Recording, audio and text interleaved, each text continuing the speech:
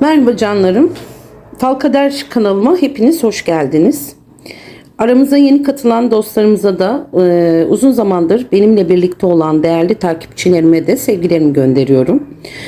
Burada kahve falının anlattığı hikayeleri birlikte keşfediyor. Sembollerin ve işaretlerin bizlere vermek istediği mesajları yorumluyorum. Şimdi eğer siz de enerjime uyumlanmak, fal yorumlarımızı kaçırmamak ve bu güzel ailemizin bir parçası olmak istiyorsanız kanalıma abone olun ve bildirimleri açın ki bundan sonraki fallarımda da haberdar olun. Her gün bir tane bakıyoruz çünkü. Şimdi fincanımız hazır. Niyetlerimizi aldık. Falımıza başlayalım. Bakalım bugün bizleri hangi mesajlar, hangi kısmetler, hangi sürpriz gelişmeler bekliyor. Niyetlerinizi alın canlarım. Fincanımı açtım.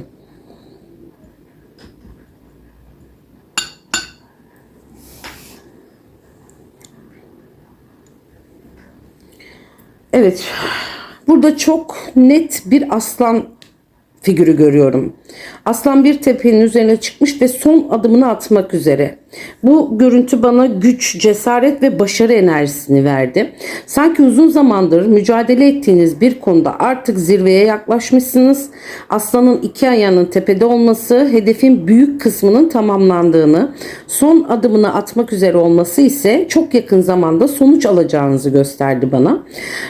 Aynı zamanda bu figür sözünü geçiren güçlü karakterli bir kişiyi de işaret ediyor.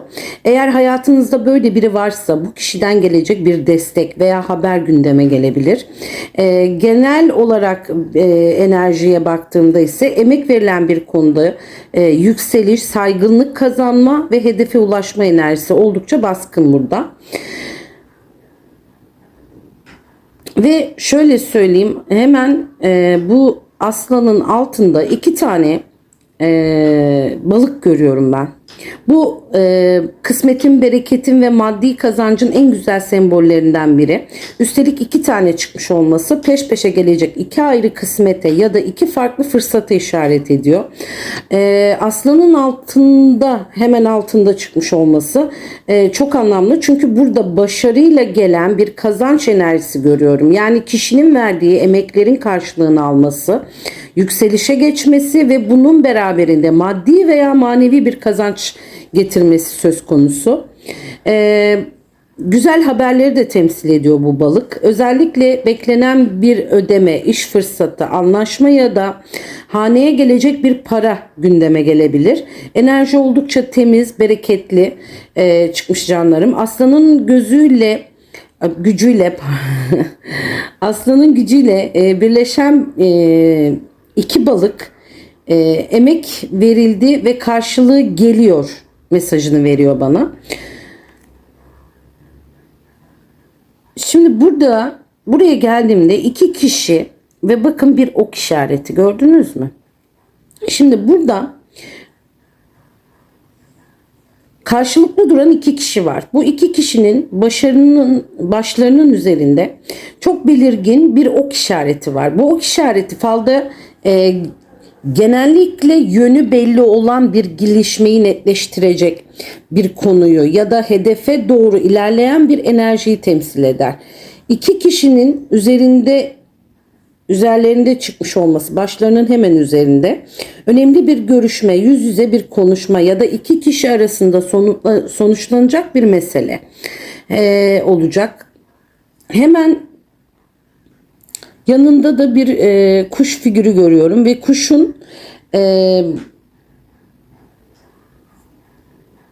zaten falın en güzel haber sembollerinden biridir bu arada. Fakat dikkatimi çeken şey kuşun ayaklarında taşıdığı büyük kısmet. Bu bana uzaktan gelecek sevindirici bir haberle birlikte bir fırsatın veya kazancın da geleceğini söylüyor.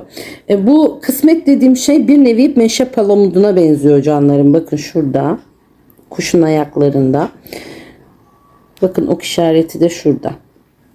Şimdi meşe palamudu küçük görünür ama zamanla kocaman bir ağaca dönüşür. Bu yüzden burada görünen kısmet İlk başta küçük gibi görünse de ilerleyen dönemde büyüyecek, kök salacak, çok uzun vadeli fayda sağlayacak bir fırsat bu. Bu fırsatı işaret ediyor bana. İki kişi arasında yapılacak önemli bir konuşma diyoruz. Ardından gelecek güzel haber ve bu haberle beraber büyüme potansiyeli taşıyan güçlü bir kısmet bu. Özellikle iletişim ve haberleşme tarafı oldukça hareketli. Canlarım.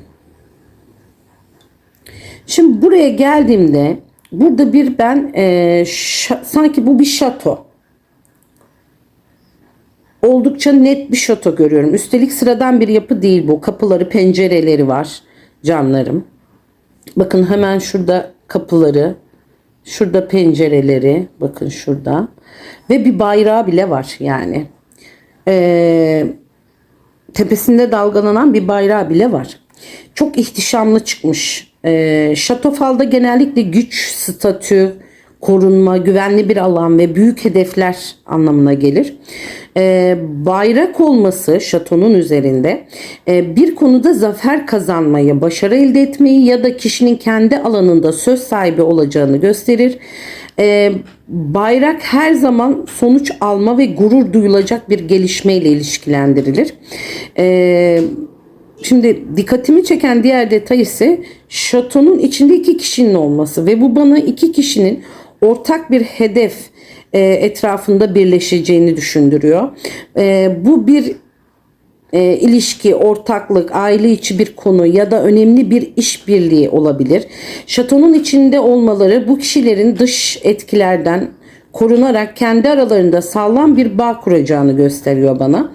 Kapılar ve pencereler de açıkta seçiliyor. Bu da bir fırsata açılan kapıları, gelecek haberleri ve önünüzdeki belirecek seçenekleri simgeliyor. Uzun zamandır beklenen bir konuda hareketlenme ve netleşme enerjisi var burada.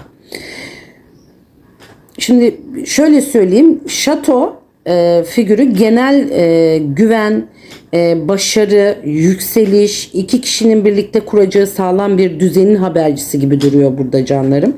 Oldukça güçlü ve hayırlı.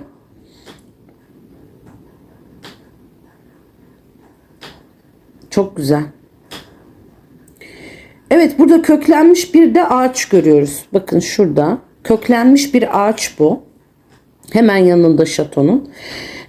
Kökleri oldukça belirgin olan büyük bir ağaç bu. Bu sıradan bir ağaç değil. Kökleri toprağın derinliklerine kadar gitmiş. Bu falda köklü ağaç kalıcılığı, sağlam temelleri, aileyi, güveni ve uzun vadeli gelişmeleri yine temsil ediyor. Şatonun yanında olması çok anlamlı. Çünkü biraz önce gördüğümüz güvenli alan, düzen, başarı ve enerjisini daha da güçlendiriyor. Burada geçici değil, kalıcı bir oluşum görüyorum. Bir ev, bir ilişki, bir iş ya da uzun süredir emek verilen bir konu artık kök salmaya başlamış oluyor. Köklerin belirgin olması, köklü bir ağaç çünkü bu. Öyle ince, kuru dallı bir ağaç değil. Geçmişten gelen emeklerin ve birikimlerin boşa gitmediğini gösteriyor. Kişi bugün aldığı sonuçları aslında uzun zamandır verdiği mücadele sayesinde alacak gibi görünüyor. Arkadaşlar, ağaç aynı zamanda büyümeyi ve bereketi de temsil eder canlarım. Yavaş ilerleyen ama sağlam ilerleyen bir süreç var burada. Öyle bir enerji ki bir anda gelip geçen değil, zamanla güçlenecek, dallanıp budaklanacak ve kişiye uzun süre fayda sağlayacak bir gelişme bu. Güvenli, sağlam, uzun ömürlü bir kısmet ya da yaşam düzeni enerjisi oldukça baskın.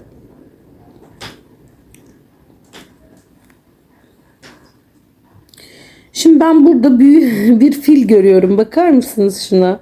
Çok bir fil bu. Bakın. Gördünüz mü? Çok etkileyici aslında. Beyaz bir fil bu.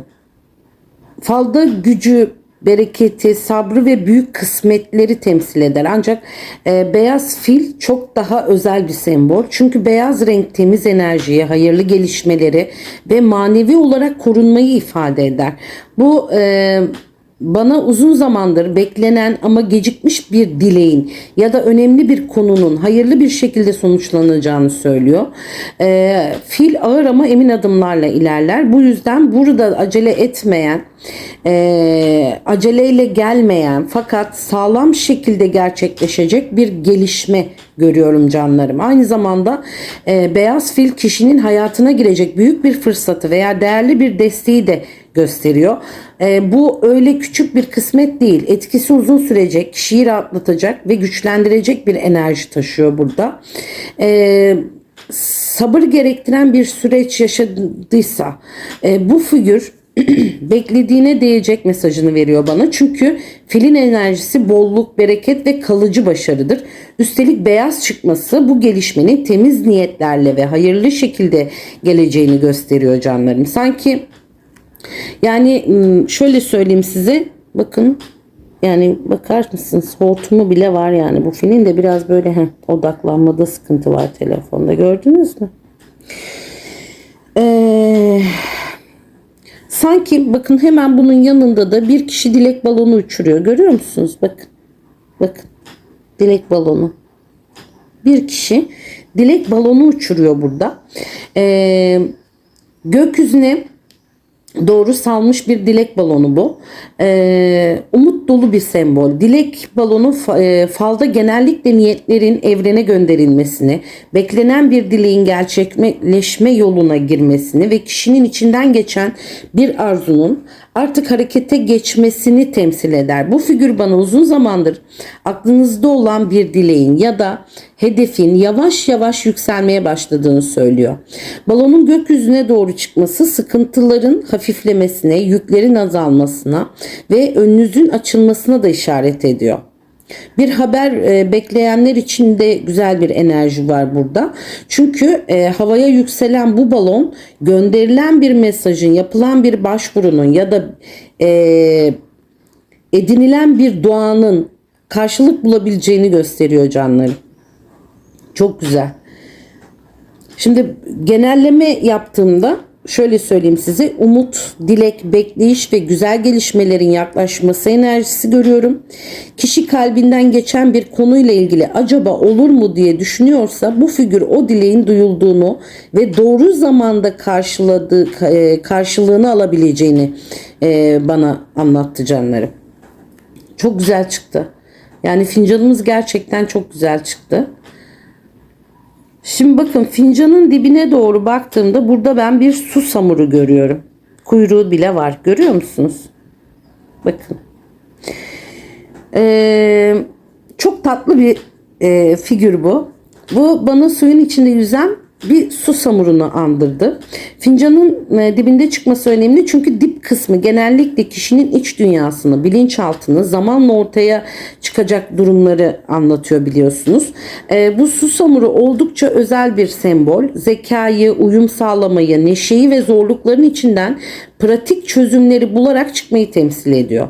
Suyun içinde rahatça yüzmesi ise kişinin duygusal olarak karmaşık görünen bir süreci aslında başarıyla yöneteceğini gösteriyor. Burada bana gelen enerji şu: bir süredir aklınızı kurcalayan veya duygusal olarak sizi yoran bir konu varsa düşündüğünüz kadar zor olmayabilir arkadaşlar. Çünkü susamuru suyun akışına karşı savaşmaz.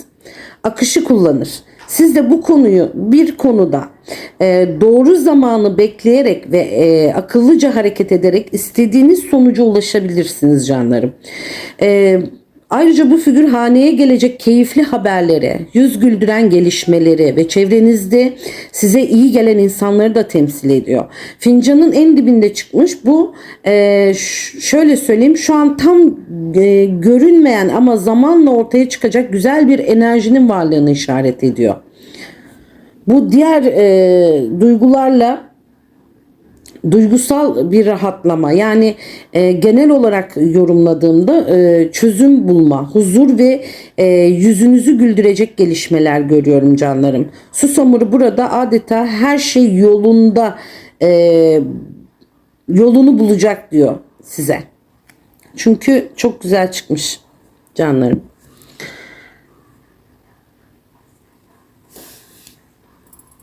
Şimdi gelelim tabağımıza. Bu biraz tabii ki doğal olarak soğudu. Şöyle bir göndermek istiyorum. Biraz kuruduğu için pek göndermekte zorlanıyorum.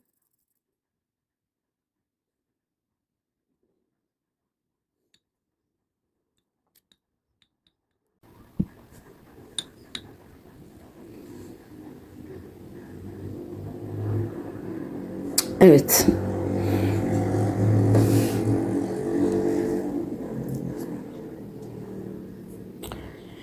Şimdi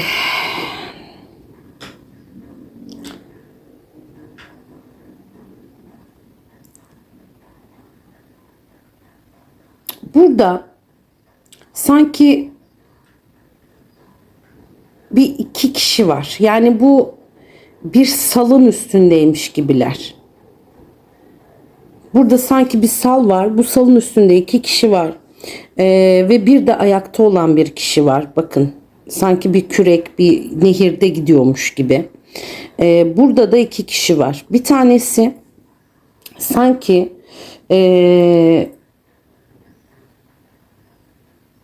rükû gibi eğilmiş gibi sanki.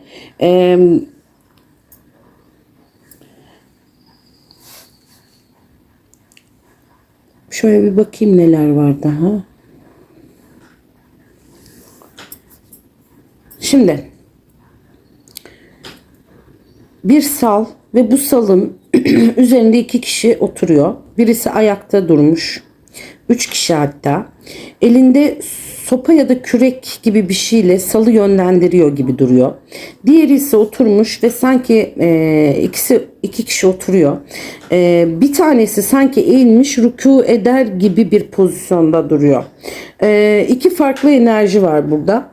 Ayakta duran kişi kontrolü elinde tutan, yön veren canlarım. Şöyle tutayım da. Çözüm üreten birini temsil ediyor. Şu. Bir konuda harekete geçen, yolu açan ve süreci ilerleten bir kişi var burada. Bu kişi siz olabilirsiniz ya da size destek olacak biri olabilir canlarım. Oturan iki söyleyetten bir tanesi. Bu da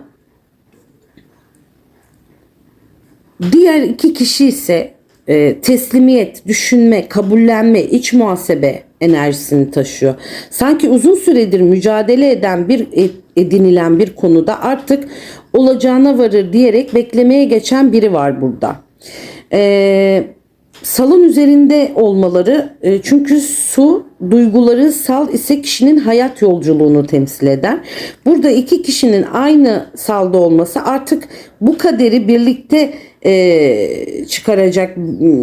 çıkılacak bir yol ya da iki kişinin aynı konuda hareket edeceğini gösteriyor. Salın ilerliyor olması, yani bu görüntü durgun değil. Çünkü hareket enerjisi veriyor burada. Beklemede kalan bir konu yeniden akışa geçebilir. Özellikle iki kişi arasında bir mesele. Biri yön gösterirken diğerleri ise üç kişi daha doğrusu diğerlerinin kabullenmesiyle birlikte çözüme ulaşılan bir süreç görüyorum ben burada. Bu rükûya benzer duruş ise manevi bir anlam da taşıyor. Edilen bir dua, yapılan bir niyet veya kalpten geçen bir dileğin kabulüne yönelik bir enerji hissediyorum burada. Bu yüzden yolun açılması, destek alınması ve sabrın gösterilen bir konuda ilerleme yaşanması şeklinde yorumluyorum ben bunu canlarım. Çok güzel çıkmış çünkü. Şimdi yine buraya geldiğimde arkadaşlar Bakın burada iki kişi var ama bu iki kişi birbirine sırtını dönmüş. Ancak ortalarında bakın tertemiz bir kalp çıkmış. Bembeyaz bir kalp. İlk bakışta bir mesafe ya da iletişimsizlik enerjisi veriyor gibi görünse de asıl en önemli detay belirgin beyaz kalp. Beyaz kalp falda çok temiz, saf ve hayırlı bir duyguyu temsil eder. Bu kırgınlıkların içinde bile bitmemiş bir sevgi, kopmamış bir bağ ve hala devam eden bir duygusal enerjiyi gösteriyor bana. Bu da yani dışarıdan bakıldığında mesafe olsa da kalpler hala birbirine bağlı. İki kişinin şöyle biraz bakın görüyor musunuz? İki kişi de sırt sırta. Bakın saçları kadının, bu da erkek figürü. İki kişinin de arkası dönük olması şu anda gurur, inat ya da iletişim kopukluğu nedeniyle geri çekilme durumunu anlatıyor olabilir bana burada. Ama ortadaki kalp bu durumun kalıcı olmadığını söylüyor. Çünkü kalp iki insanın tam ortasında ve enerjiyi bağlı tutuyor. Bu figür bana özellikle yarım kalmış bir konuşma, içte kalan duygular ya da yeniden bir araya gelme ihtimali olan bir ilişki enerjisi verdi. Şu an mesafe olsa bile duygusal bağ tamamen kopmuş değil. Gururla ayrılmış ama kalpten kopmamış iki kişi. Zamanla yeniden iletişim kurma ihtimali ve aradaki duyguların hala canlı olmasını böyle bir enerji alıyorum ben burada. Çünkü bir kopuş yok. Bakın burada hemen bir üçüncü kişi var. Görüyor musunuz canlarım? Bakın hemen burada bir üçüncü kişi var. Ve bu figür diğerlerinden farklı bir enerji taşıyor. Sanki başını bir örtünün, bir gölgenin ya da bir şeyin içine çekmiş. Yani kafasını sokmuş gibi, böyle bir saklanma gibi. Kendini gizleme ya da geri çekilme gibi diyelim biz buna.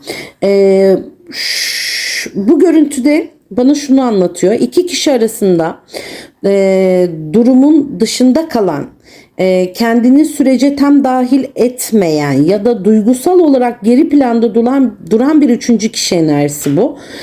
Bu kişi ya olayların uzaktan izliyor ya da kendi içine kapanarak sürece müdahil olmamayı tercih ediyor. İkisinden biri bu. Başını örtü altına sokmuş gibi olması çünkü aynı zamanda bilinçli bir kaçış enerjisini de gösteriyor canlarım. Yani bazı işleri görmek istememe, konuşmama ya da kendini koruma altına alma durumu olabilir.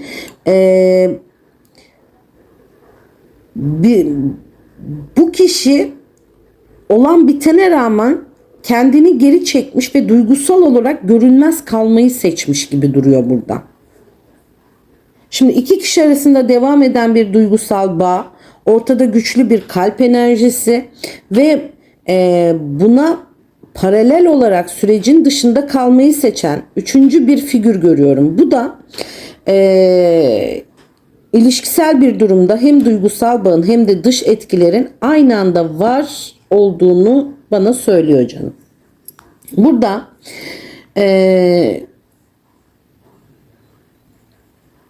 bakın canlarım, şurada kocaman bir kapı açılmış. Buraya gelelim.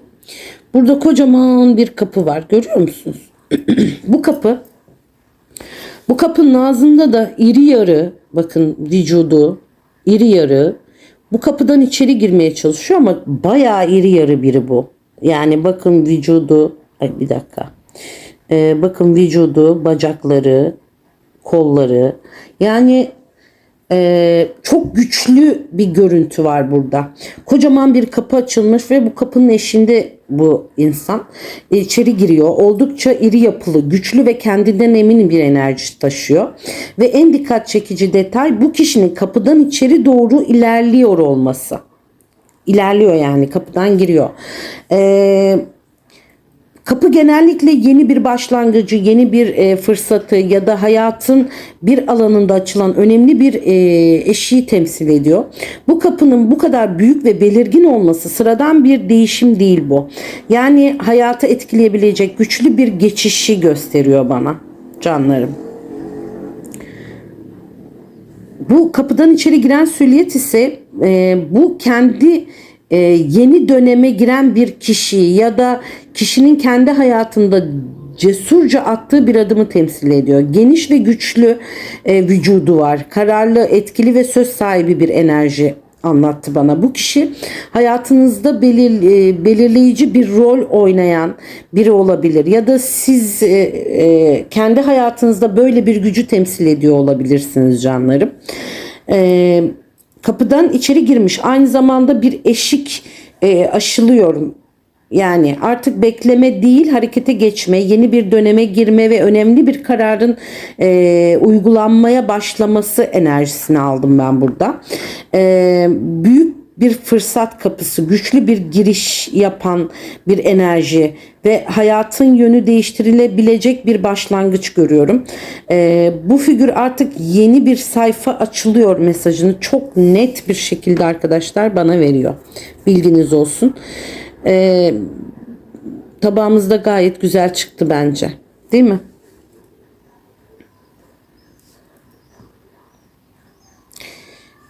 Evet canlarım, falımız bu kadar.